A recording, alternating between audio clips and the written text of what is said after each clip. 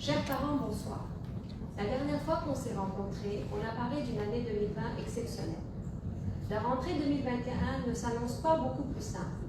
Et c'est pour apaiser nos inquiétudes que nous avons demandé une nouvelle fois à Père Berthaud de répondre en direct aux questions qui nous tourmentent. Père Cherby, bonsoir. Bonsoir.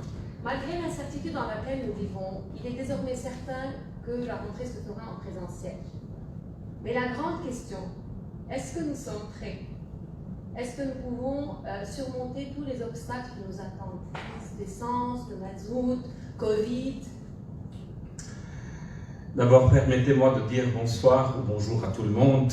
Je suis sûr qu'il y a beaucoup de personnes qui sont en train de nous suivre, même de l'étranger. On m'a dit qu'il y avait beaucoup de parents qui attendaient cette réunion pour décider encore cette semaine s'ils restent au Liban ou pas. Bien sûr, je vais leur dire et leur demander de rester s'ils peuvent rester, parce que dans tous les cas, on va rester. Vous comprenez, je dirais que c'est un peu notre caractère, à la limite c'est notre mission, on est des fighters, on est des résistants. Quoi qu'il arrive dans le pays, le collège va s'ouvrir, l'année scolaire va être organisée, et on va essayer d'assurer un minimum d'éducation, même dans des conditions encore plus difficiles que ces jours-ci. Est-ce que je vais pouvoir rassurer les parents? Honnêtement, je ne sais pas. Je vais essayer de dire les choses telles quelles jusqu'à la date d'aujourd'hui. On est aujourd'hui le 24 août. J'aurais aimé avoir cette réunion peut-être dans une semaine. J'aurais eu la vision un tout petit peu plus claire. Mais je comprends tout à fait que les parents ont envie d'entendre quelques réponses et ils ont envie de comprendre comment l'année peut être organisée. C'est tout à fait légitime. Alors la première question, il y a beaucoup de questions, mais la première c'était en lien, est-ce qu'on va pouvoir rentrer? Oui. Les dates prévues? Oui. Entre le 13 et le 15, s'il vous plaît, dites à tout le monde, quoi qu'il arrive, sauf notre 4 août, mais disons, on va ouvrir l'école aux dates qu'on avait déjà fixées. Et heureusement, il y a eu, je dirais, des négociations et des pourparlers entre les comités des parents et le ministère. Et je suis très content de savoir que le ministre a adopté la position qui a été annoncée hier, à savoir, il nous a donné la liberté d'ouvrir, et même avant les écoles officielles. C'est-à-dire, on va faire comme tous les ans, parce que tous les ans, on ouvre avant les autres écoles pratiquement. Nous ne sommes pas les seuls, toutes les écoles homologuées ou qui ont un programme qui n'est pas seulement le programme libanais. Alors oui, on va ouvrir l'école. Oui. Alors, on va entrer dans les... Bien sûr, c'est-à-dire, ne me posez pas cette question-ci, vous me connaissez, je ne peux pas dire autre chose. On va entrer un peu plus, on va voir les détails, et je ne sais pas si je vais être, enfin si je serai capable de répondre à toutes les questions et à tous les détails, mais on va essayer de répondre aux questions posées, parce que je suis un peu au courant. Les gens même me poursuivent jusqu'aux hauteurs du Liban, jusqu'aux hauteurs les plus reculées du Liban, pour me poser des questions concernant l'école, et je suis un peu préparé quand même à cet examen collectif. Alors, le collège est-il en mesure d'assurer ses besoins en mazout, en essence, On commence pour les autocars et le chauffage? Dans le vif du sujet, je vais vous donner mon avis personnel, une petite analyse, et je vais répondre à la question après. Moi, je crois que la crise artificielle en lien avec le mazout, l'essence, le fuel et l'électricité, c'est une crise pour nous habituer à l'idée qu'enfin au Liban, en 2021, on est appelé à payer le prix réel du pétrole. Vous savez, je ne sais pas combien parmi vous ont déjà essayé de faire le plein dans une ville comme Paris, ou Madrid, ou Rome, ou même en Arabie Saoudite. Vous allez découvrir que là-bas, le prix de l'essence est plus cher qu'au Liban. Alors, ce qui se passe au Liban, à l'heure actuelle, c'est pour nous habituer à l'idée de payer l'essence selon le prix du marché international. Et ça, c'est ce qui va se passer. Maintenant, ça aura des conséquences certaines sur notre manière de vivre, sur le pays, sur ce qu'on achète, c'est sûr. Mais vous savez plus que moi qu'il n'y a plus d'argent au Liban, il n'y a plus d'argent dans les banques du Liban. Ne me posez pas la question où est passé l'argent, vous savez plus que moi. L'argent existe, mais il n'est pas au Liban et il ne nous appartient plus. Disons les choses telles quelles, même si nos amis banquiers ne vont pas être très contents de ce que je dis. Ils ont pu placer leur argent ailleurs, mais des gens awédim comme nous, qui ont respecté la loi, ils se retrouvent sans leur argent. Même une institution comme Jamouj, moi personnellement, j'ai œuvré pendant 5 ans et demi pour faire un fonds de dotation qui était avant-gardiste, qui était vraiment, je dirais, la planche de salut pour le collège sur une vingtaine d'années. Je me retrouve sans rien parce que notre argent a disparu des banques. Okay. Est-ce que le collège a suffisamment de mazout et d'essence pour faire tourner la machine? Oui. Je ne veux pas vous donner des détails, mais oui. Et il n'y a pas de différence. C'est-à-dire, si Saint-Grégoire manque un peu de mazout, un peu d'essence, on va trouver une solution. Et voilà M. Abihauber derrière moi qui n'est pas très content, mais il sera obligé d'obtempérer. C'est-à-dire, s'il n'y a pas de mazout à Saint-Grégoire, on va trouver une solution. Dans tous les cas, je dois vous dire que j'ai reçu 2-3 coups de fil des parents d'élèves, des gens qui peuvent nous aider à ce niveau. Ils ont été tellement contents de la nouvelle, de l'ouverture de l'école. Nous sommes avec vous, on va vous débrouiller de l'essence et de mazout, quoi qu'il arrive. Alors, vous savez, il y a des gens qui sont avec nous et pour la cause du collège. Je n'ai pas beaucoup de soucis à ce niveau, mais, ça c'est le grand mais, il faut qu'on soit prêt à payer le mazout et l'essence au prix réel du marché. Et ça aura des conséquences sur les scolarités, sur les transports, le transport des professeurs, sur le transport des élèves, mais ça, on va essayer de régler chaque dossier à part. Et comme d'habitude, on va essayer de se soutenir les uns les autres. On n'a pas un autre moyen. Et là, je tiens à le dire, dès le début de cette rencontre, sans notre solidarité, tout ce que je dis n'aura aucune valeur. Moi, je table et je compte sur la solidarité jamoujienne pour qu'on puisse traverser la crise. On est dans une crise, l'année dernière, elle était exceptionnelle. Cette année, je préfère appeler la crise une crise aiguë. On est dans une crise aiguë, peut-être historique, dans l'histoire récente du Liban. On n'a jamais connu une crise pareille, sauf peut-être la guerre de 14-18, dont on n'a pas vraiment la mémoire, mais la crise est très très aiguë, mais, et ça c'est un message à envoyer aux gens qui sont à l'extérieur, plus qu'à l'intérieur, toute crise a une fin. La crise actuelle n'est pas éternelle. Le problème actuel, que les gens sont tellement braqués sur ce qui se passe au Liban, tellement fâchés, tellement dégoûtés, qu'ils croient que cette crise est éternelle, comme si elle n'avait pas de limite dans le temps. Ce n'est pas vrai. Ce n'est pas vrai. La crise aura une limite dans le temps et vous allez voir, on va rebondir. Mais il faut avoir la volonté de rebondir. Si on passe notre temps, comme ce qui se passe actuellement dans le pays, vous savez, ça fait depuis 2 ans presque, on est dans une sorte de suicide collectif. Suicide collectif. Ça veut dire quoi? Ça veut dire pas seulement on n'a pas fait un État, pas seulement on a un système politique désuet, pas seulement la situation du pays depuis la fin de la guerre qui n'a pas pris fin en fait. Le pays est dans une situation lamentable, on passe notre temps à tirer une balle dans la tête. Le discours négatif remplit les médias, les réseaux sociaux. Personne ne porte un message, je voudrais dire d'espérance, pas d'espoir. Et beaucoup parmi nous se targuent d'être chrétiens, mais au fond, l'espérance ne les touche pas. Comme s'il y a, excusez l'expression directe, c'est comme s'il n'y avait pas de résurrection. On est condamné à la mort pour la mort. Ce n'est pas vrai. Ce n'est pas le discours du collège, ce n'est pas notre manière de faire, et je vais vous rappeler ça, j'espère, je ne sais pas si c'est l'année prochaine, mais peut-être à la fin de l'année prochaine, que toute crise a une fin. Et nous sommes dans des temps artificiellement difficiles. il n'y a pas autant de raisons pour que les choses aillent tellement mal. Mais aussi, il faut qu'on comprenne quelque chose, qu'il y a une volonté qu'on aille mal. Et c'est ce que les Libanais, je dis malheureusement, ne voient pas. Il y a une volonté. On est dans un pressoir. On nous presse jour après jour. Mais ce n'est pas innocent. Il y a une volonté. Et celui qui ne voit pas cette volonté, j'ose dire méchante, maléfique, à mon avis, il rate l'essentiel de la lecture de l'actualité au Liban.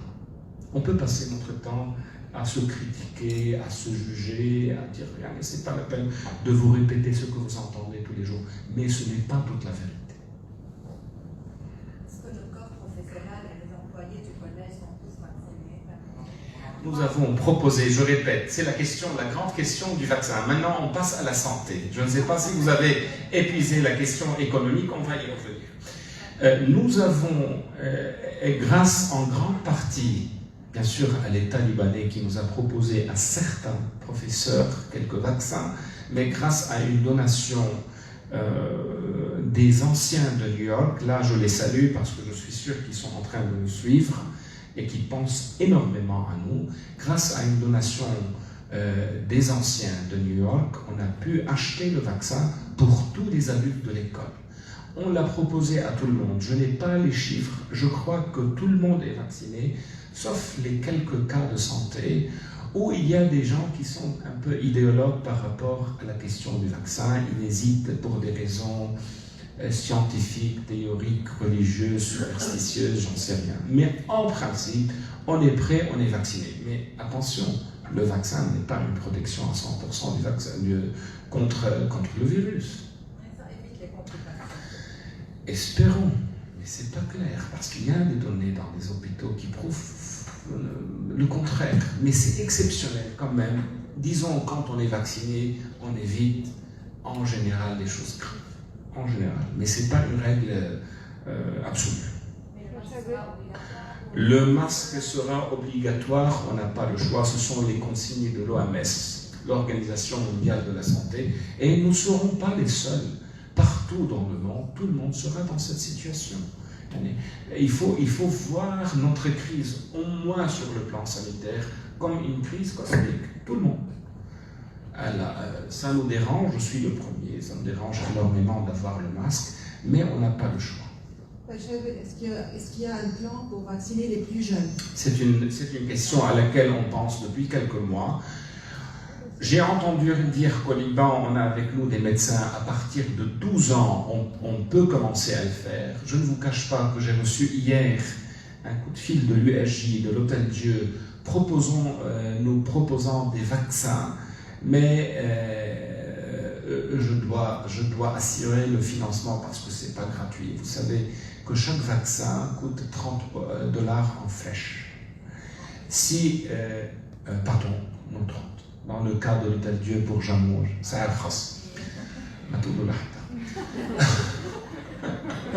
il y a un petit piston entre les institutions jésuites. Il faut, c'est-à-dire si je pense aux élèves, on parle à partir de 12 ans, de 12 à 17, pratiquement de la 5e à la terminale. De la 5e à la terminale, on a grosso modo par promotion un peu plus que 300, disons 300. 5e, 4e, 3e, il faut multiplier 300 par 6, même un peu plus. On est facilement à 2000 vaccins. 2000 vaccins, c'est un budget qui n'est pas négligeable.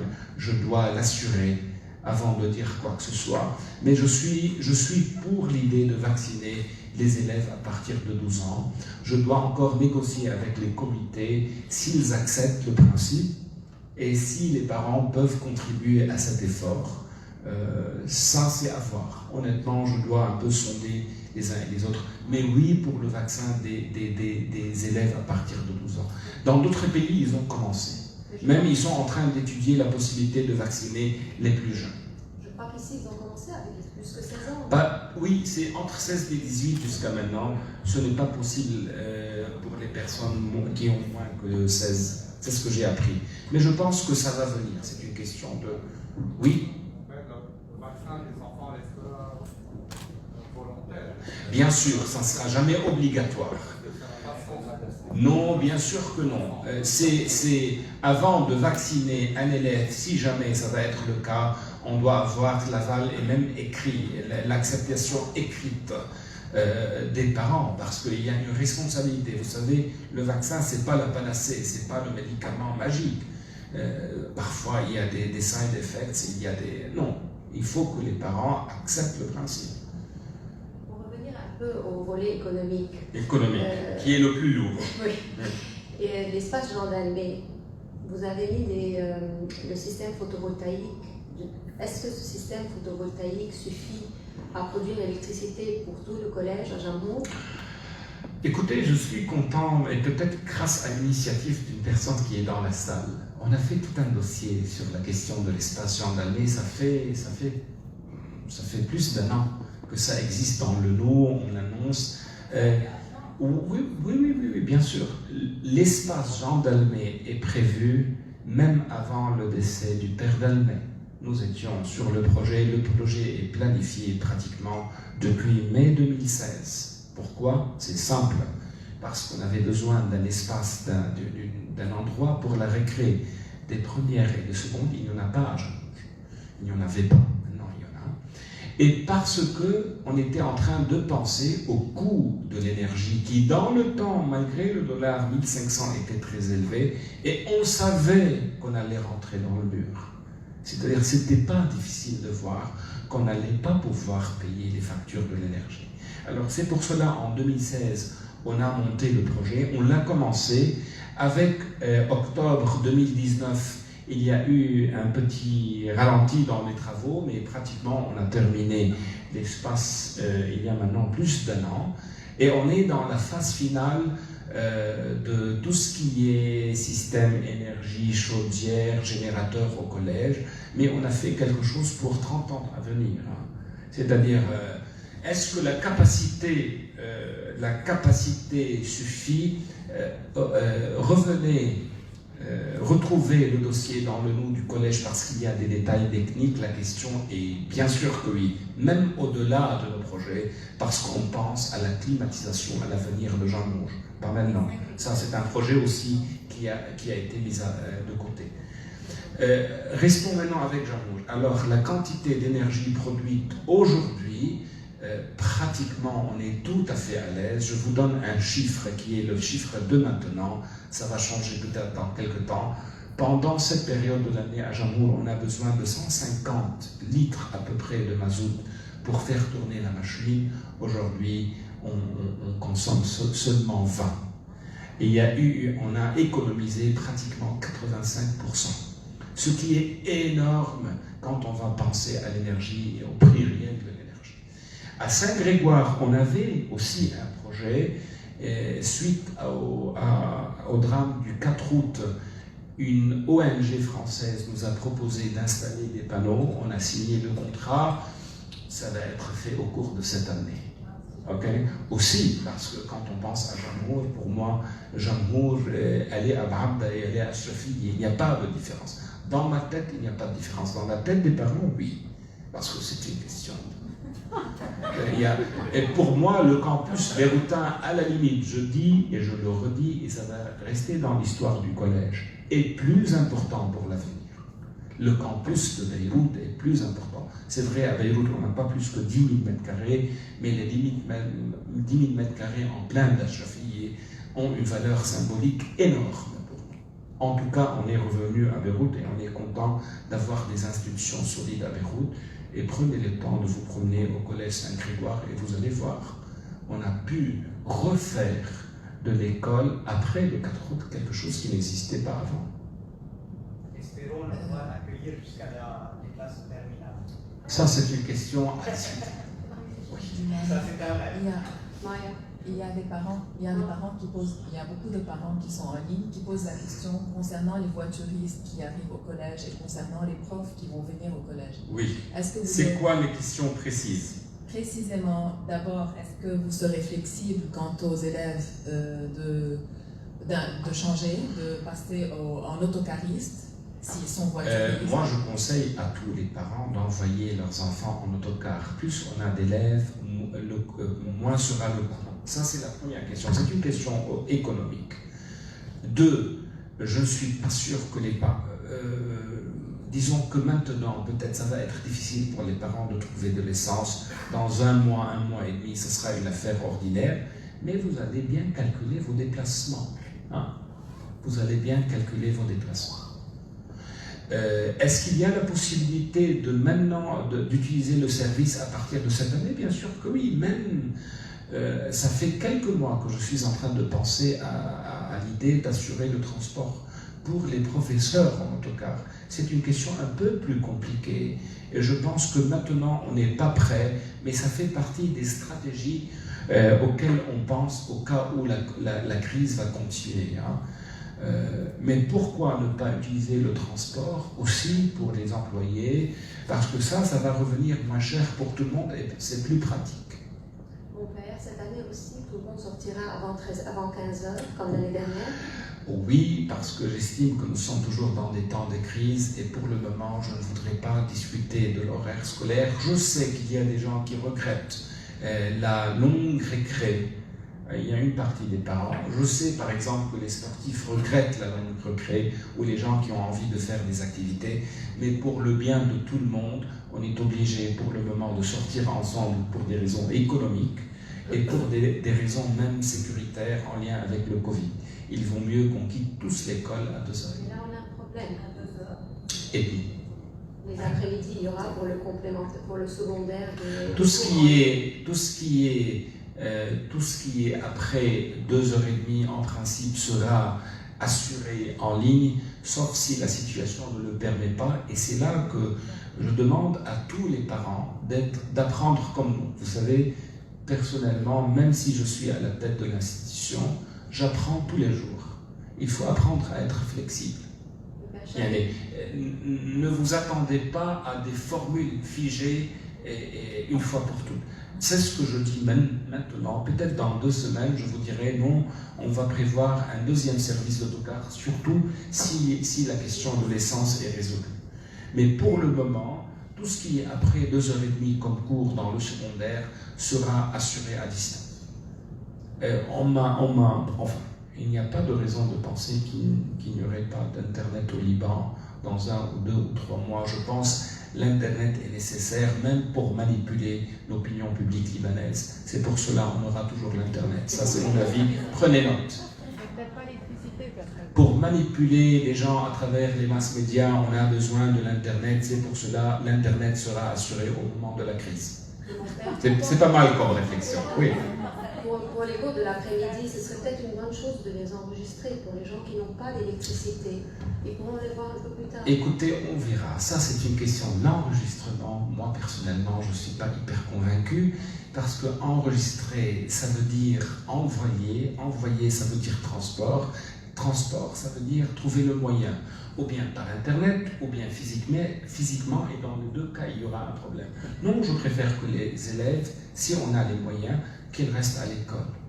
Okay? Et on peut assurer un service réduit parce que vous savez, le secondaire, on parle avec la 3e, on parle de plus de 20 000 élèves. Ça fait 2 écoles à taille moyenne déjà le secondaire à Jean.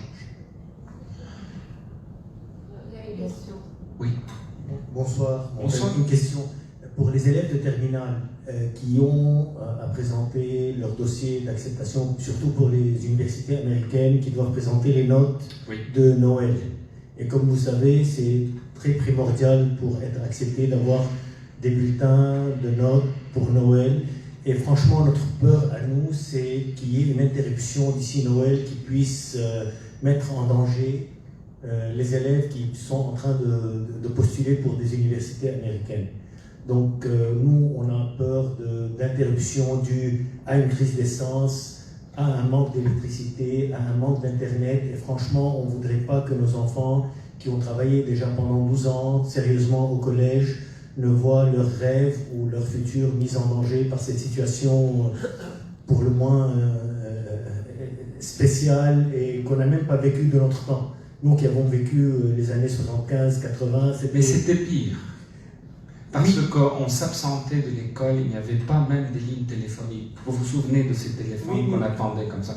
C'était pire. Oui, mais on avait trouvé des moyens d'internat, de déplacement. On a rebondi.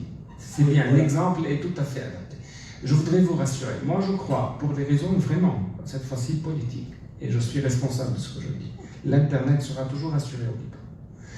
Deuxième chose, si interruption il y a, ça va être très limité dans le temps pour des raisons de force majeure. Mais disons, supposons, le seul scénario que je vois dès maintenant, c'est le suivant. Si jamais les hôpitaux au Liban ne seront plus capables de recevoir les malades, on sera obligé de passer malheureusement au régime du enseignement à distance. C'est le seul scénario où on sera condamné à ne pas venir à l'école. Mais les cours vont continuer. On va continuer à assurer les... Et puis, là, dans cette situation, je dois vous donner quand même des chiffres. Les élèves n'ont jamais été privilégiés sur le plan des notes comme l'année dernière et celle d'avant, parce qu'on a été d'une indulgence exemplaire. J'ai des chiffres, j'ai des statistiques. Déjà, à voir combien d'élèves ont redoublé leur classe l'année dernière, c'est vraiment, il n'y a pas une dizaine d'élèves dans une école de 4300 élèves, ce qui est négligeable. Alors les élèves ont profité de la situation instable du Liban pour améliorer même leurs notes. Et vous avez vu les chiffres du bac cette année. Dans l'histoire du collège, on n'a jamais eu des notes aussi élevées. Jamais. Vous pouvez imaginer 96% de mentions dans une école au Liban. Ça veut dire quoi? Ça veut dire que les élèves ont pu profiter d'une grande indulgence. Mais je comprends votre souci concernant les universités américaines et on trouvera des solutions. Ne vous en faites pas. Pourquoi? Toute la fratrie ira aux États-Unis, les uns vont suivre les autres. Ben écoutez, je vous souhaite une bonne chance parce que c'est pas évident maintenant. Oui, dites. Allez jusqu'au bout de votre question. Le souci qu'on a, c'est pas que le collège ne puisse pas assurer la continuité. C'est que le pays ne suive pas. Les routes, par exemple. Vous voyez ce qui s'est passé hier. On a eu des routes bloquées partout. Aujourd'hui, pour arriver ici, ça nous a pris un temps fou. C'est pour ça que nous sommes en retard. Donc nous, ce qui nous fait peur, c'est pas que le collège ne soit pas prêt. C'est que, si vous voulez, que l'environnement que nous vivons ne puisse pas tenir et vous aider à tenir les promesses auxquelles nous faisons confiance. Écoutez, c'est là où ça nous dépasse. Et il faut savoir bien délimiter son champ d'action. C'est pas notre champ d'action. Il y a des parents qui m'ont posé la question et j'étais très honnête avec eux. Ils m'ont posé la question. Ils avaient les mêmes soucis et pas pour les universités aux États-Unis, même pour la France. J'ai dit, si vous avez les moyens de garder vos enfants en France pour qu'ils aient une année ordinaire, soit. Ok. Je ne peux pas être responsable et à la limite, je ne comprends pas sur un premier degré que des Libanais coupent les routes contre nous, qui sommes comme eux, quelque part victimes, mais en même temps responsables de la situation. Qu'est-ce que j'ai à faire, moi, avec cette histoire? Pourquoi on me coupe la route? Pourquoi les routes de Jbeil et de Daoura? Pour quelle raison? Est-ce que ça va ramener l'essence au Liban?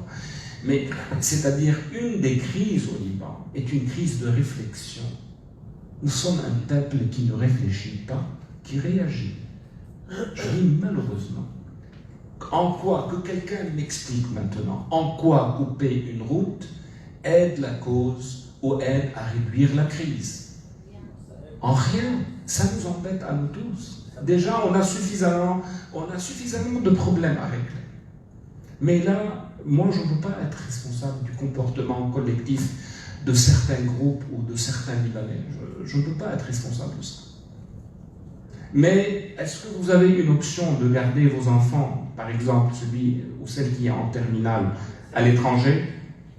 Est-ce que vous pensez à ça? C'est là où je dis aux parents, je respecte toute décision prise. Si vous n'êtes pas prêt à courir le risque de la vie au Liban, et vous avez les moyens, parce qu'il faut avoir les moyens, prenez la décision. Et on comprendra tout à fait votre décision. Mais du côté du collège, moi je suis là pour renouveler avec vous mon engagement jusqu'au bout de nos limites. Mais je ne peux pas aller au-delà de nos limites. Oui. Salut. Oui. Voilà. Je tiens d'abord à vous remercier pour vos efforts de communication en ces temps difficiles, pour votre leadership, votre vision claire. Et nous, en tant que parents, je parle en mon nom et au nom de plusieurs parents, on back up toutes les décisions que vous prenez, on admire votre courage. Ce qui m'inquiète, moi, personnellement, c'est les professeurs. Est-ce qu'il y aura une grève des professeurs? Et si le syndicat national des professeurs décide que les profs doivent faire une grève? Nous, en tant que parents, ok, on ira à l'école va ouvrir ses portes, mais il faut des profs pour enseigner.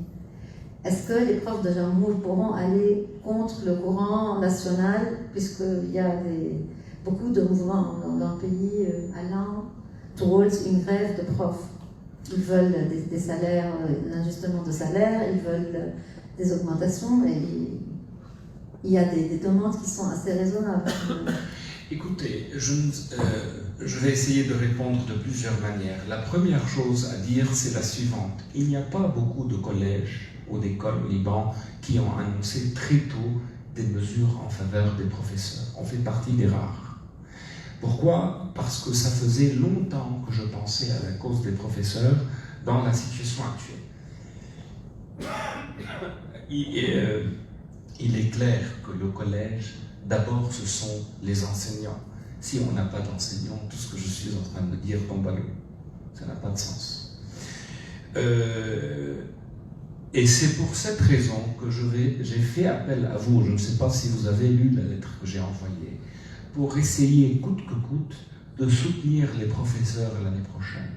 Et de notre côté, tous les efforts de levée de fonds, de fundraising que je suis en train de faire depuis pratiquement 6 mois, même plus, sont vraiment pour les professeurs, parce qu'on arrive à trouver facilement des gens qui soutiennent les bourses scolaires, mais ce n'est pas évident de trouver des gens pour soutenir les salaires et les déplacements des professeurs. Je peux vous dire que pratiquement, j'ai essayé de les rédiger pour ne pas oublier. Vous savez qu'il y a une initiative qui a été commencée par quelqu'un de la promotion 74 qui a donné au collège $100 000 en disant « je vais mettre 100 000, je voudrais que les autres anciens contribuent quelque chose pour qu'on soutienne les professeurs ». Et c'est comme ça qu'on a commencé la campagne de donner un peu d'argent frais, fresh dollars, ok? Et on va continuer tout le long de l'année. Il y a une promotion 67 qui était hier chez moi. Ils ont créé une association officielle inscrite officiellement pour soutenir les professeurs. Elle s'appelle Fondation de l'Olivier. Aussi en faveur des profs.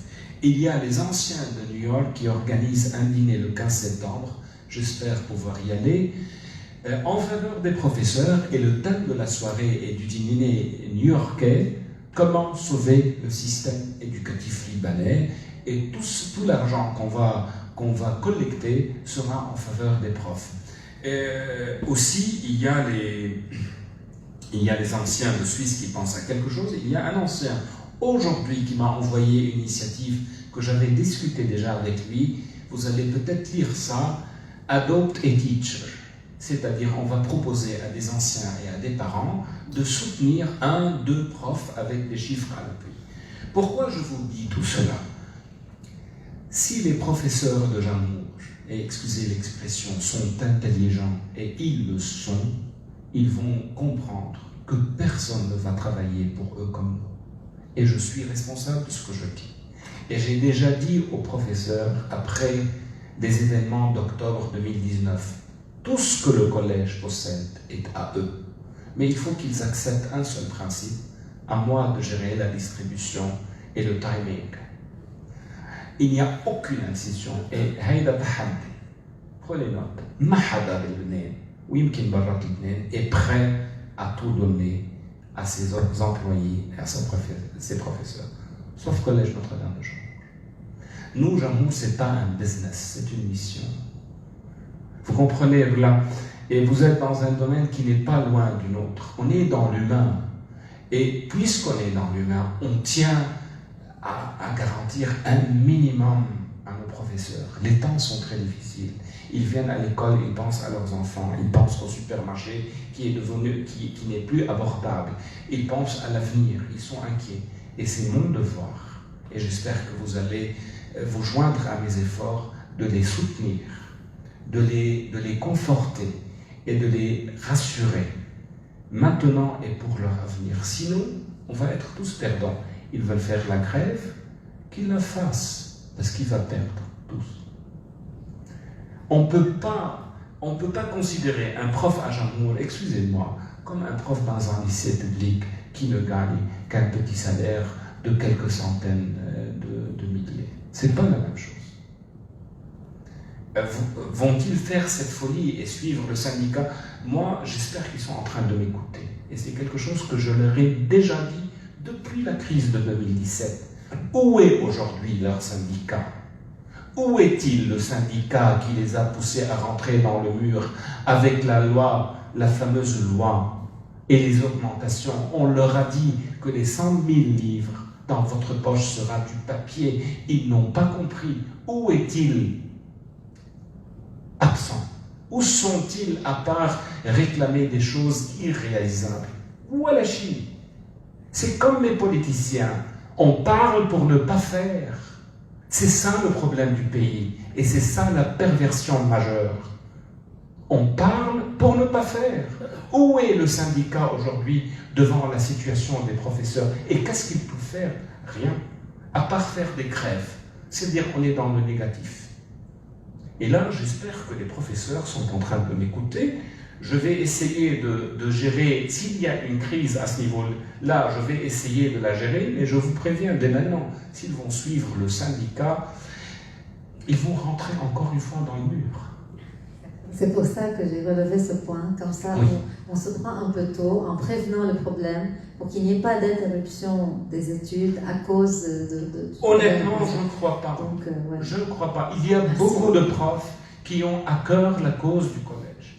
Oui, est-ce qu'il y a eu beaucoup de départs de Est-ce qu'il y a eu professeurs beaucoup et d'élèves? Je suis étonné d'entendre des nouvelles un peu de partout. Et vous savez, les parents font comme les profs. Le père recteur a dit. Je réalise que je dis beaucoup de choses sans dire. C'est-à-dire, on m'a fait dire des choses qui ne sont pas vraiment justes.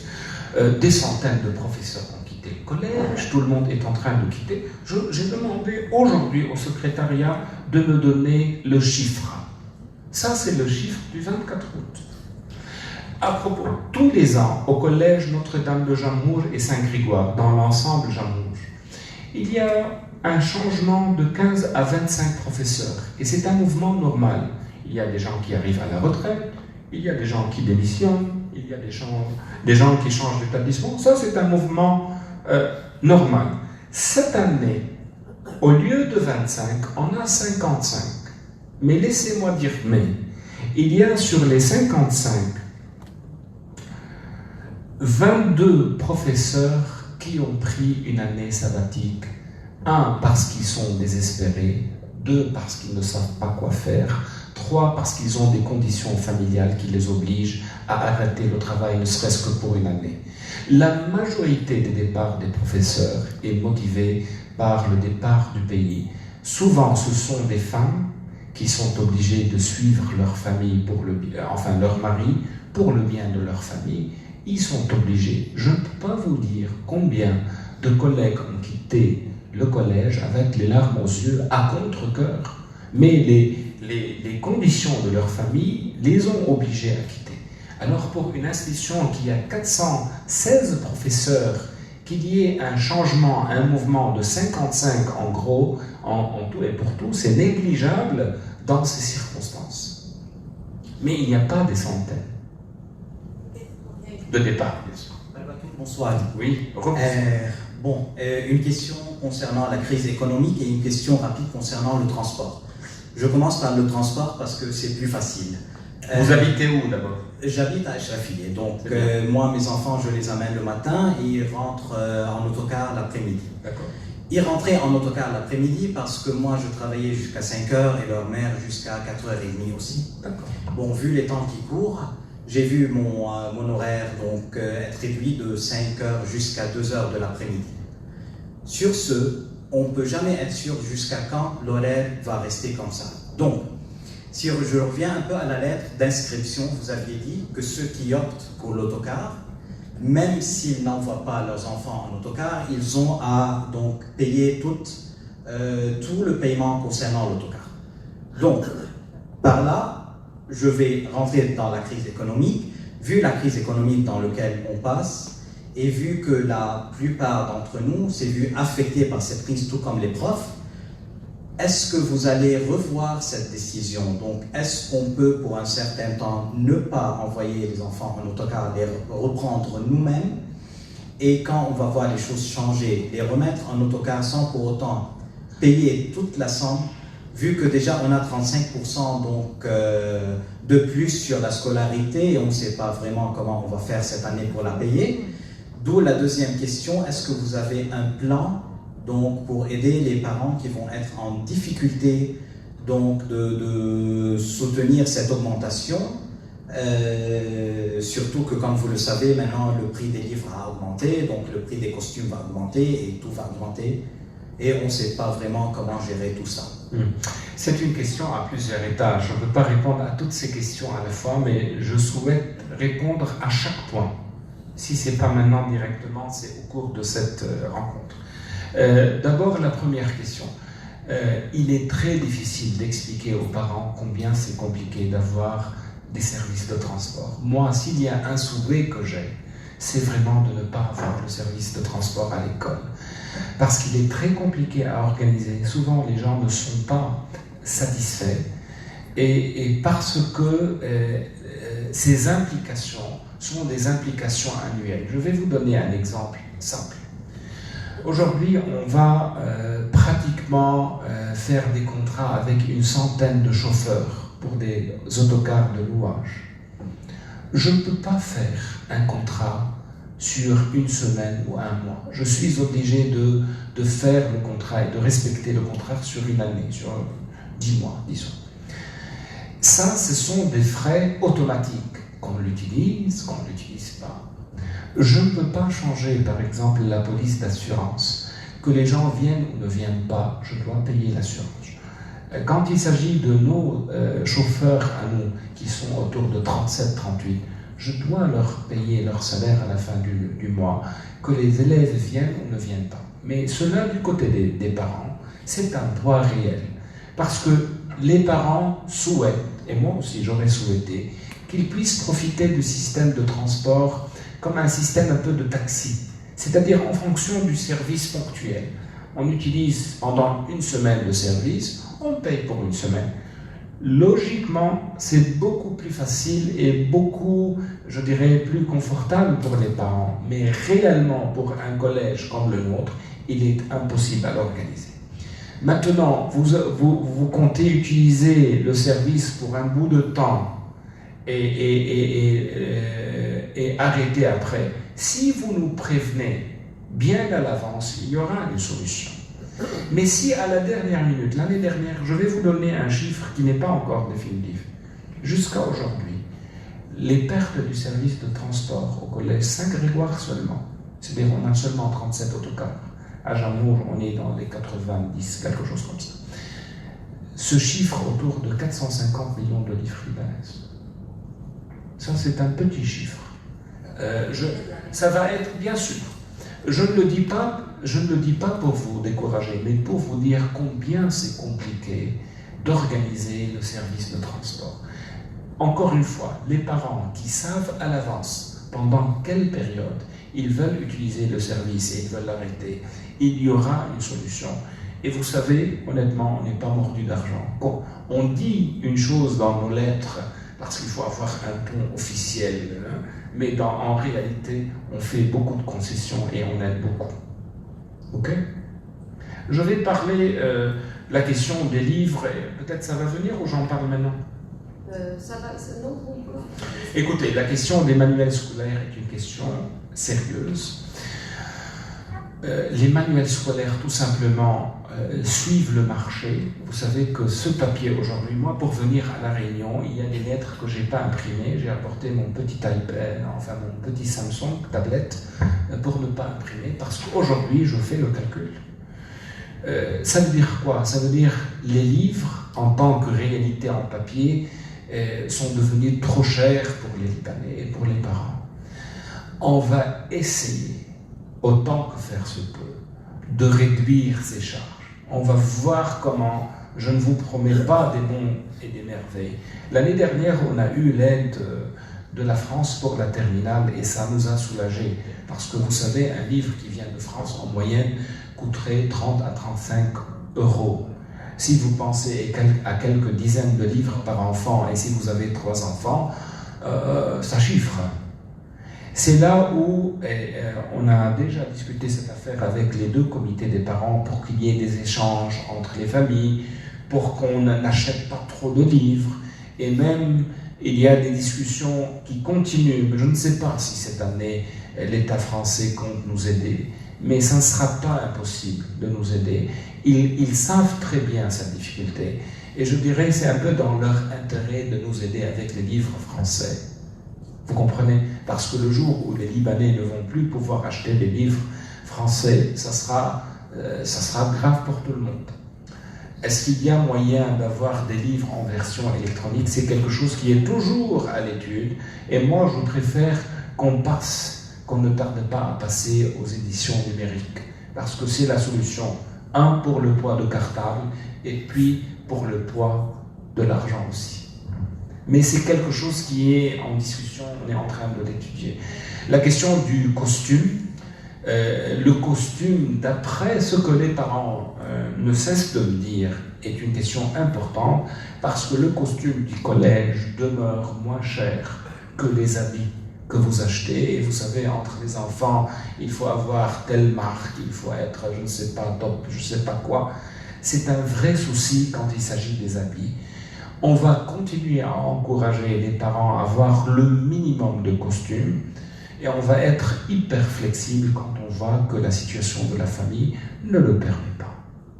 On ne va pas être très strict par rapport aux costumes, mais d'après le comité des parents, c'est quelque chose qui arrange les parents qu'on ait un costume, c'est-à-dire si un élève n'a pas le jean du collège, qui jusqu'à maintenant demeure très bon marché, il a un autre jeans qui lui ressemble.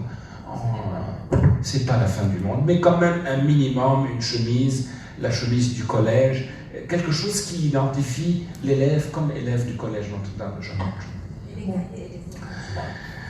C'est la même chose, les cahiers et les fournitures, on va voir. Les cahiers et les fournitures suivent le cours du marché, et c'est ça le problème. Je ne sais pas si vous vous souvenez, dans la lettre, je vous ai dit qu'il est vrai qu'on va augmenter les scolarités de 35. J'ai expliqué, parce qu'on va augmenter 30% des salaires des profs, mais il y a tout ce qui est frais de fonctionnement qui est maintenant multiplié au moins par 10. Vous comprenez? C'est-à-dire, ce papier qui coûtait peut-être 3 livres libanaises dans le temps, je dis de n'importe quoi, aujourd'hui il coûterait 20 livres libanaises. Un simple papier A4. Tout ce qui est frais de fonctionnement, vraiment a été multiplié au moins par 10, sinon plus. Et ce qui est écœurant dans ce pays, que le petit et le grand sont vraiment cupides. Tout le monde veut avoir de l'argent par n'importe quel moyen. Regardez, entre hier et aujourd'hui, le scandale autour des médicaments. C'est écœurant. Et ça, ce ne sont pas des responsables politiques. C'est chaque Libanais qui est problématique.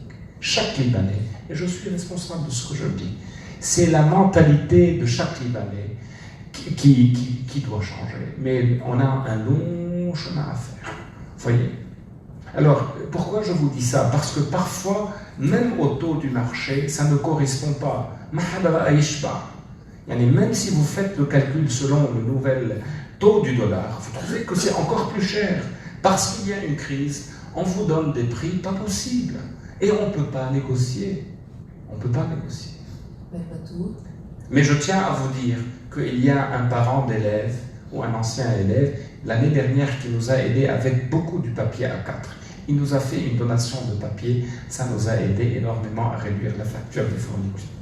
Je le signale en passant et je lui dis merci publiquement. Oui, oui, Président. Pardon. Vous avez commencé par dire que vous allez assurer un minimum d'éducation pour les élèves de Jean Moore. Ça m'a alarmée parce que nous sommes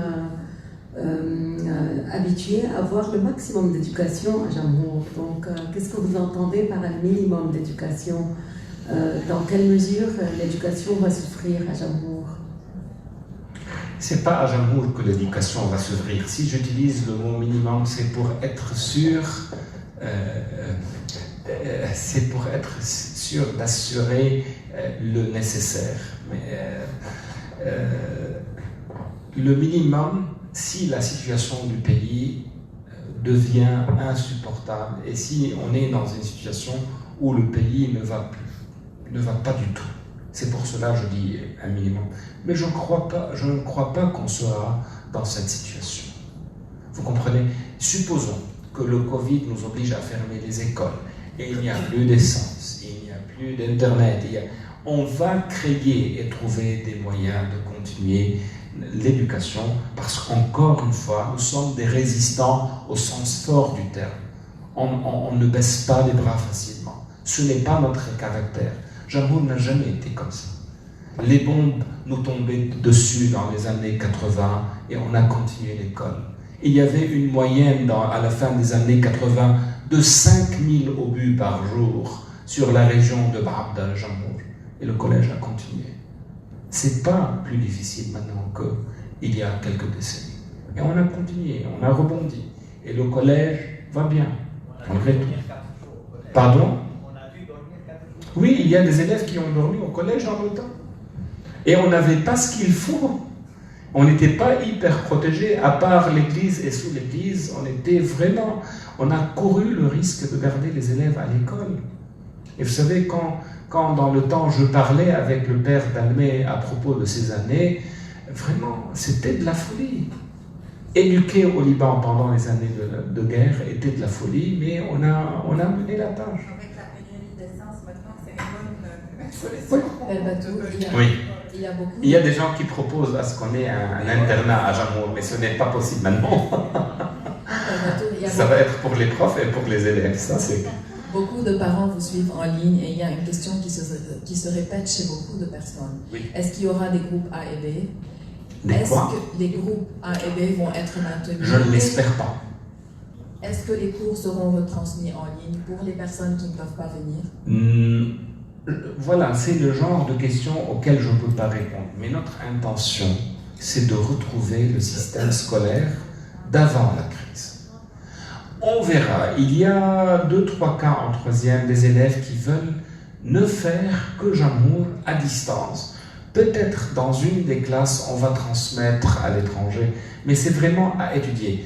L'école, c'est physiquement l'école. Moi, je ne crois pas à l'école à distance. On l'a fait à cause de la situation. On était très content de mener, je pense, on a mené à bien la tâche et on a assuré l'enseignement. Mais l'école est d'abord une présence physique à l'école, présence réelle. Oui. Vous avez dit que vous avez été indulgent pour le système online et tout, mais est-ce que les résultats étaient bons? Est-ce que le système online a donné... Non. Vous n'êtes pas satisfait? Non. Écoutez, encore une fois, il faut être réaliste. Vu les crises qui se sont abattues sur le pays, vu notre situation, les résultats du collège sont plus qu'excellents. Est-ce que les cours ont été acquis selon vous, selon les résultats qu'on a vus? Là, il y a un petit flottement. Il y a des parents qui ne sont pas satisfaits parce que je ne sais pas dans quelle école en France ils ont fait plus que nous. Ils comparent. Il y a des parents qui sont vraiment très attachés à ce genre de comparaison. Ce que je peux dire d'après les examens, et là où on a réussi le coup, et c'était un petit risque que j'ai personnellement pris. Vous savez, on est rentré à la fin de l'année un peu avant le temps accordé par le ministère. Ces 4 semaines passées à l'école ont été un temps clé pour que les élèves travaillent et récupèrent pas mal de choses. Et c'est un exemple pour l'avenir. Si jamais on est condamné à fermer et à travailler à distance, on va retrouver le temps en présentiel pour que les élèves reprennent leur travail comme il faut. Est-ce qu'on est satisfait à 100% si je compare les résultats? Non, on ne peut pas être satisfait parce que le travail online ne peut pas remplacer le collège. Il y a une question d'assimilation, il y a tout le côté social, il y a le contact physique avec les profs, il y a l'assurance. Il y a des élèves qui sont devenus un peu malades à cause de l'enfermement. Je connais quelques élèves dont les parents les ont obligés à rester même après l'ouverture de l'école. Je vous assure, psychologiquement, ils avaient à voir un psy. Parce que le collège n'est pas seulement une question d'information, c'est un tout.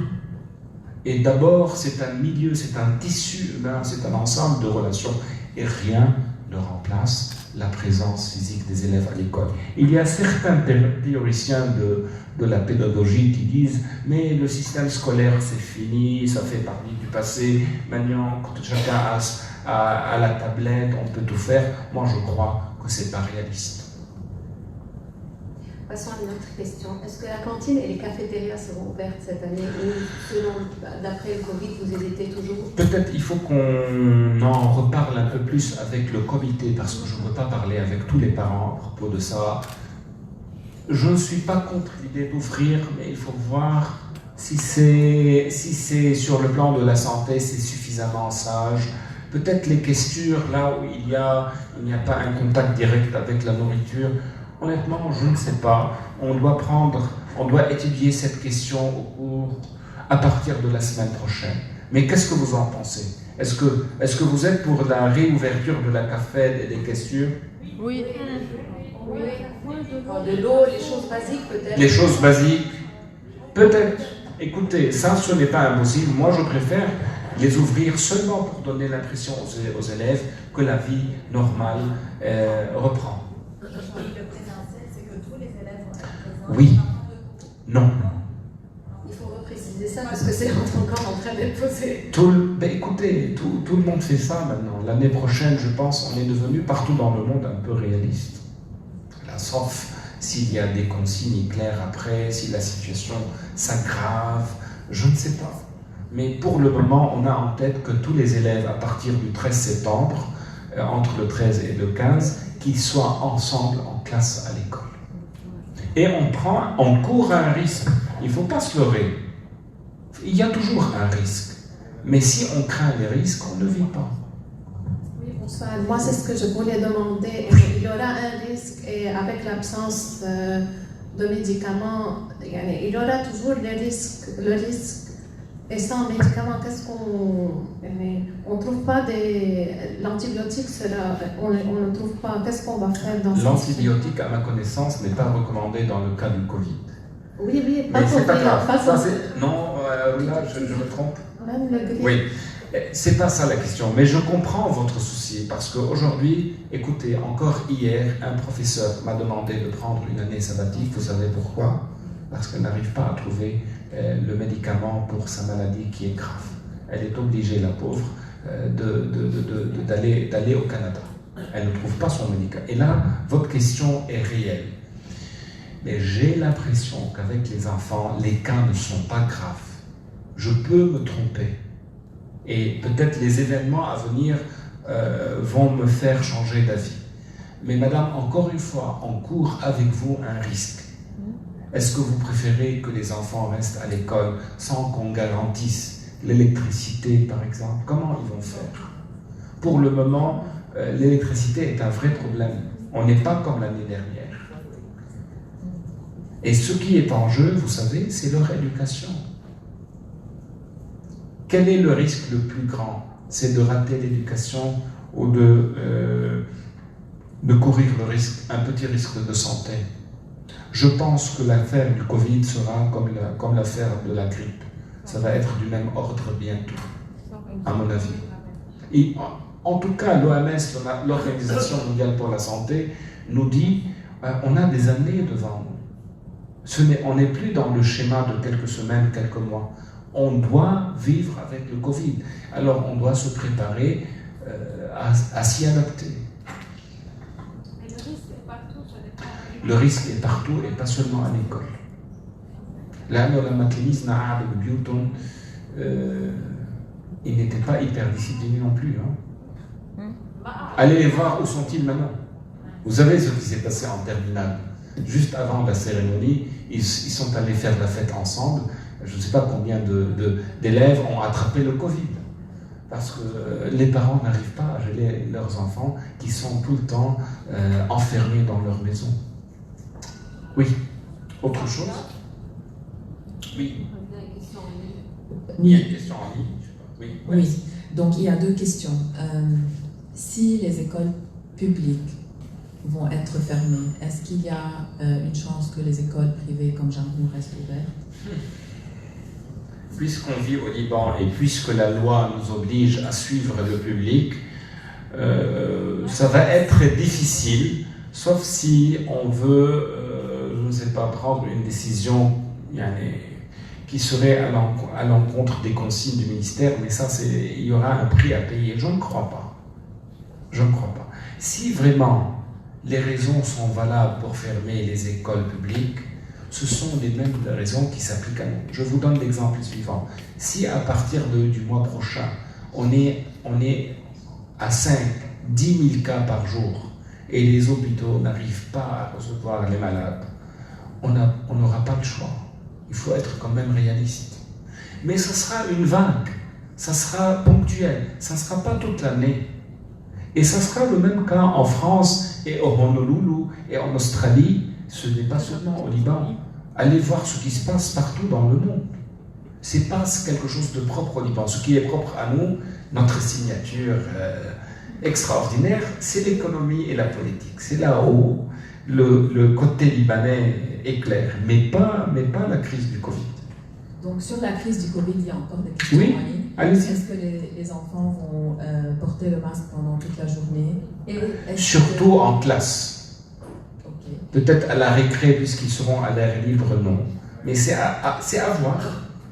Vraiment, on va apprendre, je ne sais pas.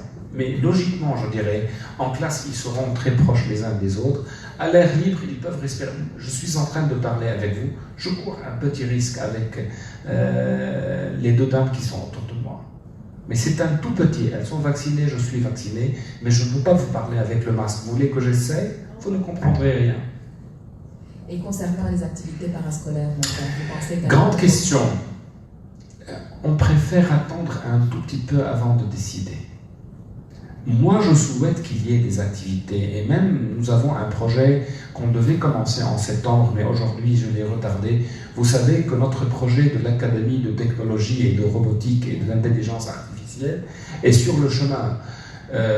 Je pense qu'à partir de janvier, il y aura des ateliers l'après-midi en lien direct avec DigiPen Institute à Seattle. On va continuer le projet, on ne va pas arrêter. Mais je préfère voir un peu la situation du pays avant de recommencer. Mais on est très satisfait de la collaboration à DigiPen et personnellement, je continue à croire que c'est l'avenir du pays. Parce que ça ne demande pas de matière première, ça demande de la matière grise et heureusement, on en a beaucoup au Liban. De la 6e. Oui. Des parents se demandent si le collège sera flexible par rapport aux cours en ligne au cas où certains enfants seront obligés de rester chez eux. Je ne sais pas, tout dépendra de la situation, mais on a été très flexible. Maintenant, il y a des gens qui utilisent la crise, je ne sais pas, par paresse ou par renage ou par je ne sais pas quoi, on ne va pas être très flexible. Mais si jamais il y a une situation qui oblige les élèves à rester chez eux et on a les moyens de projeter les cours, on va le faire. Vous savez, le collège actuellement est hyper bien équipé en matière d'informatique. On est en train de renouveler pratiquement tout le système. C'est presque fait. Ici au collège et surtout après le Cotreau, tout est neuf. Oui. Bonsoir. Allez-y, bonsoir. C'est juste une petite suggestion. Allez-y. Peut-être qu'il vaudrait mieux pour le Covid de forcer la contamination, de les garder 2-3 semaines au cœur de la ville. Comme ça, tout le monde est Vous contaminé. croyez à l'immunité du groupe? C'est pas ça. C'est qu'en fait, on ne pourra jamais contrôler entre élèves. Ils sont tout le temps ensemble. C'est vrai d'une certaine manière, mais vous savez, le problème du Covid, que c'est un virus qui bouge, qui mute. Je ne peux pas, par exemple, penser à la Boris Johnson. Vous savez, il était le premier victime de son idéologie. Il était le premier à tomber malade. Et il n'était pas très content à propos. On ne peut pas forcer les élèves, par exemple, ou dire qu'on va avoir l'immunité collective parce que avec, par exemple, aujourd'hui, le variant Delta, il est très différent de Lambda. Attendez voir Lambda, s'il va arriver jusqu'au Liban de l'Amérique latine. Là, celui qui a attrapé Delta n'est pas vraiment immunisé contre Lambda. Et même Pfizer, qui a tout un appareil médiatique derrière lui, il n'est pas hyper efficace. Aujourd'hui, on dit que Pfizer, par exemple, il est seulement à 40% d'efficacité après quelques mois par rapport à Delta. Vous comprenez? C'est-à-dire, je ne sais pas, je ne suis pas médecin. Et ça demande un spécialiste pour répondre. Moi, en fait, le problème de tout ça, c'est que les parents seront tout le temps auront très peur des enfants. Qu'est-ce qu'ils vont faire? Ils vont mettre un masque à la maison? Ah, je comprends. Si les parents sont vaccinés et si les élèves à partir de 12 ans sont pratiquement vaccinés, le risque est minime. Mais c'est vrai. Est-ce qu'aujourd'hui les parents ne sont pas en danger? Vous avez des enfants à quel âge? Il a 17 ans. Ah, magnifique. Moi, j'ai pas peur. Qu'est-ce qu'il fait tous les soirs ou qu'est-ce qu'elle fait? Non, je n'ai pas peur. Moi, je n'ai pas peur. Oui, mais c'est-à-dire, on court ce risque qu'on soit à l'école ou qu'on ne soit pas à l'école, parce qu'on n'arrive pas à contenir les élèves tout le temps dans un endroit fermé. Vous savez, il y a un côté psychologique aussi. On n'arrive pas. Alors, il y a toujours ce risque. Autre chose? On n'a pas encore épuisé les questions. Allez-y. Oui, peut-être. Est-ce qu'il y a déjà un protocole si jamais il y a des cas qui se... Merci. Si jamais il y a des cas, oui, si jamais il y a des cas qui se présentent, des cas de Covid, est-ce qu'il y a déjà un protocole instauré? Je pense qu'il y a un protocole international et peut-être il y a des gens dans la salle qui peuvent me le corriger. Je crois que si jamais il y a un élève, ça dépend des âges. S'il y a des élèves vaccinés, les élèves vaccinés restent en classe. Si les élèves ne sont pas vaccinés autour de lui, ils doivent faire la quarantaine comme lui. Mais on va faire comme on a déjà fait. C'est là où la question du online va être posée. Et c'est là où on a à s'adapter à la situation. Vous comprenez? On n'a pas éliminé à 100% la question de online, du travail en ligne. D'accord? Oui. Il y a une question, oui, madame. C'est pour continuer un peu, c'était presque la même question. Allez-y. La classe va être fermée au cas d'un cas d'élève positif pour tous les âges. Si tous les élèves ne sont pas vaccinés, on est obligé de passer à un autre plan et on va s'adapter. Oui, et si ce plan c'est de continuer les cours en ligne et d'ici, par exemple, 1 mois, 2 mois, on a tous le problème d'électricité et l'élève, par exemple, ne pourra pas. Donc, comment ça va être? On va demander au bon Dieu de nous éclairer pour prendre la décision convenable à la situation. Je ne sais pas. Le plan, c'est de le faire online, c'est ça ma question. Le plan? Le plan, c'est de continuer cette semaine ou ces 2 semaines online, pas d'arrêter temporairement. En principe, il faut continuer. Il faudra continuer. Mais vous savez, ça, c'est une question théorique parce qu'on n'est pas encore devant la situation. Pardon, quand on est devant des personnes, des élèves, dans une situation concrète, on va essayer de prendre la décision. Et vous savez, le comité des parents, pratiquement, nous accompagne dans ce genre de décision. Je reçois le coup de fil, dans cette classe, il y a X, qu'est-ce que vous allez faire? Et on est toujours en contact. Vous êtes bien représentés dans la communauté, ne vous en faites pas. Il y a Raya, il y a Dr. Farah.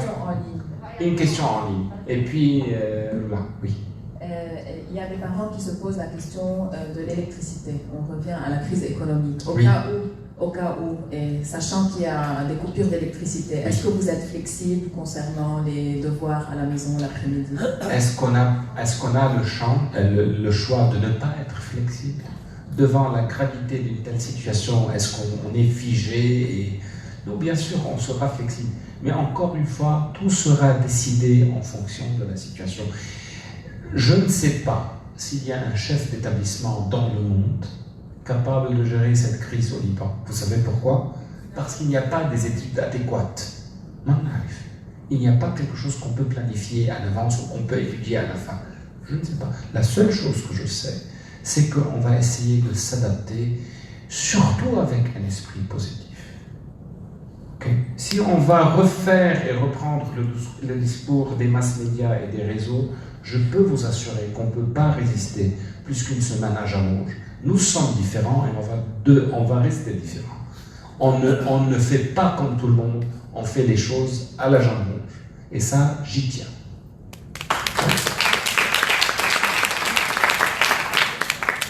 Encore une petite warning médicale.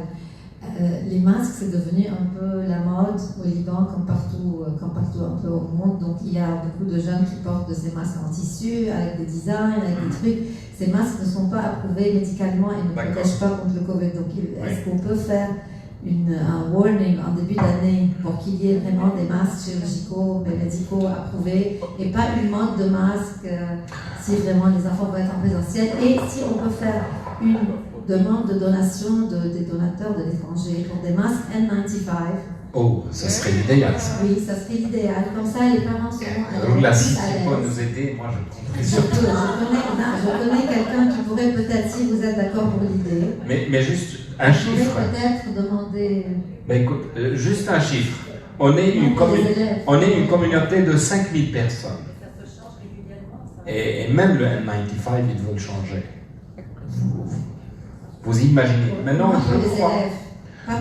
Oui, d'accord. Moi, je crois que chaque élève doit s'occuper de ses propres masques et de sa propre santé. C'est le seul moyen d'avoir quelque chose de rationnel.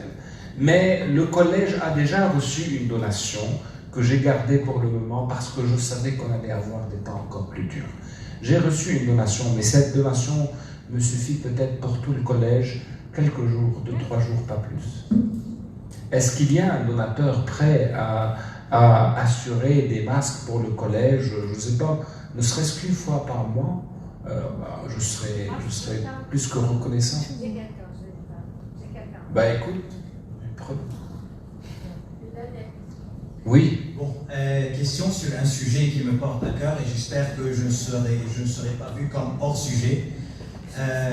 Ça fait 4 ans que j'essaie de travailler avec le comité des parents sur ce sujet en vain. Et maintenant, surtout que ça fait depuis 2019 que nos enfants vivent donc dans un environnement assez spécial, peu rassurant. Est-ce que vous avez prévu un programme bien précis pour encadrer les élèves contre l'harcèlement? Et je dis ça parce que moi, étant élève, j'ai subi beaucoup d'harcèlement et mon fils le subit aussi. Et c'est pour ça que le sujet me tient très à cœur. J'ai dû voir mon fils depuis 2 jours pleurer quand on a vu une chanson parlant de l'harcèlement et c'est là qu'il m'a raconté que depuis 2 ans, quand on était en présentiel, il m'a tout raconté, qu'est-ce qu'il subissait. Et donc ça m'a brisé le cœur, surtout que ça fait 4 ans que je parle de ce sujet et je dis mais en vain. Donc est-ce qu'il y a un programme sur ce sujet-là, surtout que nos enfants sont trop frustrés, ils ont vécu donc l'explosion, ils ont vécu... ils ont survécu l'explosion, ils ont vu peut-être les parents de leurs amis mourir et tout ça. Est-ce qu'il y a un programme clair? Je dirais que malheureusement ou heureusement, les problèmes graves du pays nous ont fait oublier un peu le problème du bullying. Mais ce que je peux vous dire, c'est que c'est un problème qui personnellement m'a accompagné pratiquement depuis mon arrivée à l'école. Et depuis, on travaille dessus. Et depuis, on réalise qu'on est incapable de tout faire. Il y a dans les coins et les recoins des relations à l'école toujours des cas de harcèlement. Et c'est là, le comité de parents ne peut pas faire grand-chose parce que ce n'est pas leur boulot. Ils ne peuvent pas, pratiquement ils ne peuvent pas. C'est la responsabilité du collège, en partie. C'est la responsabilité des AP. C'est la responsabilité des professeurs, des préfets, mais aussi c'est la responsabilité des parents. C'est une responsabilité collective. Il n'y a pas un autre moyen de guérir à ce fléau international, je tiens à le dire, qu'en accompagnant de près nos élèves. Il faudrait qu'il y ait un accompagnement, c'est-à-dire des structures de parole, des endroits où l'élève peut dire ce qu'il a à cœur, et un système où il y a un minimum de justice. Vous savez, on vit dans un pays qui parle du matin au soir de la justice, mais elle est inexistante.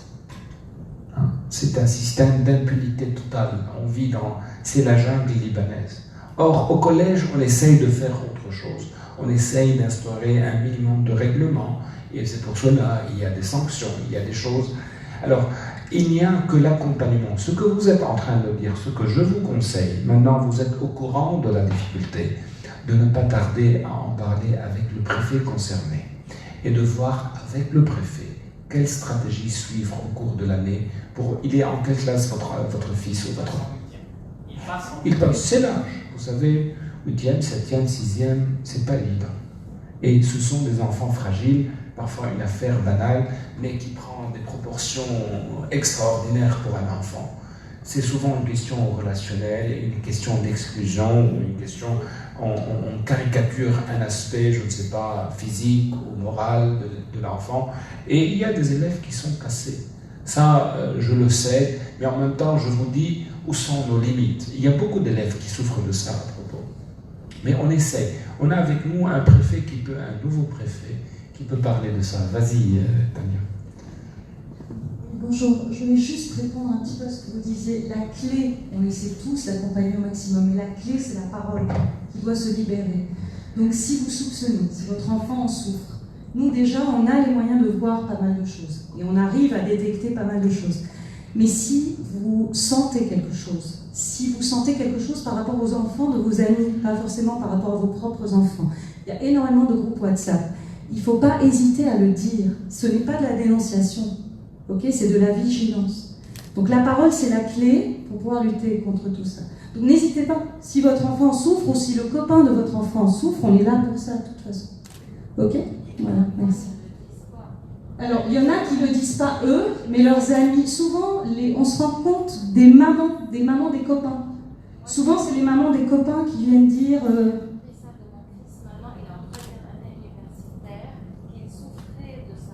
Alors, justement, le problème, c'est ça. C'est que souvent, on n'en parle pas. Souvent, on arrive à le détecter à travers des mamans qui ont vu des messages sur des groupes WhatsApp ou sur des réseaux sociaux. Donc, la clé, c'est la parole. On ne peut pas tout savoir, mais la clé, c'est la parole. Il faut à tout prix le dire. Et ce n'est pas de la dénonciation, surtout quand on est parent ou quand on est prof ou AP, etc. Parce que les enfants ont peur, c'est vrai. Ok ? Voilà, merci. On prend une dernière question avant de clore. Je pense qu'il y a des gens encore qui ne sont pas au clair par rapport à la question de... Est-ce qu'il y a encore des questions par rapport à au transport, comment on va assurer le transport des professeurs? Il y a un détail que je n'ai pas mentionné, c'est qu'il y a une proposition actuelle, c'est d'avoir des indemnités de transport dans le pays, au lieu de 8 000 par jour, que ce soit 24 000. Je ne sais pas quelle sera la décision qui sera prise au niveau du pays. À mon sens, 24, ce n'est pas mal, mais à mon sens, dans la situation actuelle, c'est peu. On va essayer même de booster par nos campagnes de fundraising, même le transport des professeurs. Parce que des professeurs qui n'ont pas l'argent, qui n'ont pas le prix de l'essence pour venir à l'école, dans quel esprit ils vont enseigner? Vous comprenez? C'est une question vitale. Ces mesures seront annoncées selon, je sais pas, selon la situation du pays. Mais il faut qu'on fasse tous à l'effort pour aider les professeurs à travailler dans des conditions à peu près normales. Et le collège ne va pas épargner un seul effort pour les aider. Okay? Mais ce sont des choses qui seront annoncées. Je peux vous donner un chiffre, hein, juste un chiffre. Parce que j'ai demandé aujourd'hui, j'ai soupçonné que quelqu'un allait me poser la question. J'ai demandé au service de comptabilité combien coûte le transport des professeurs, je parle, les indemnités de transport annuellement. On a pris l'année 2018-2019 comme critère. Je vous donne le chiffre à 8000. C'était dans les 670 millions. Aujourd'hui, ce chiffre, au moins, il faut le multiplier par 3 ou 4. Normalement, peut-être par 5. Juste pour vous donner une idée de l'envergure financière de ce qui se passe dans le pays. Mais n'ayez pas peur. On va trouver les moyens. On demandera à chaque parent de faire l'effort avec nous, mais on ne va pas épargner un effort pour trouver une solution. Les autocars vont circuler, mais ils vont circuler dans les mêmes conditions. Vous savez, je ne sais pas, les 20 litres étaient à 25 000. Aujourd'hui, nous sommes à 130 et je pense d'ici un mois, on va être à 250. Et on va s'adapter. Ça sera la situation. Il y a une question encore. C'est pas une question. D'abord, je vous remercie pour tous vos efforts. Merci. Mais c'est une petite remarque pour tous les parents qui ont parlé de bullying. S'il vous plaît, Angèle, je vous demande, s'il vous plaît, surveillez un peu les cellulaires de vos enfants.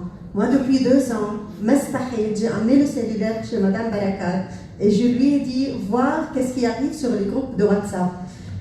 Je comprends le jardin privé des enfants, je comprends qu'il faut leur donner un peu leur freedom choisir de Angèle en tant que Libanais chrétien ou مش chrétien. كيف ما كنا بنصلي لازم un peu surveiller les cellulaires de nos enfants avec tous les renseignements de l'internet qu'ils reçoivent, la façon de communiquer avec les amis, avec les autres les amis de classe ou les autres amis, c'est affreux.